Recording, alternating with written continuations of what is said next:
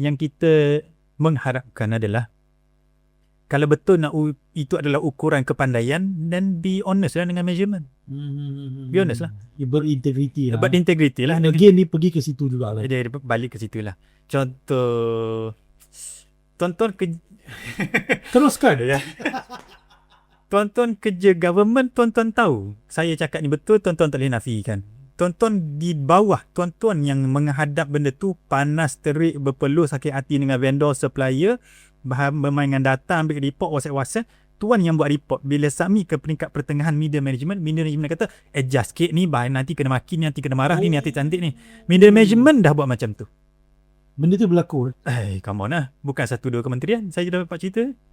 Kita bersama-sama member dah 30-an, dah banyak connection lah kan. Panas podcast itu. So bila mereka dah jadi level, kena hantar mereka orang in charge, mereka orang yang expert lah, SME, subject matter expert.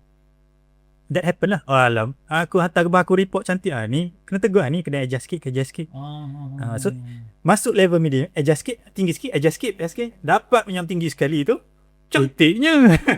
Wajah berlaku semua. So sebab itu menteri yang turun menteri yang turun, orang CEO yang turun, dia akan jumpa real problem, root cause problem.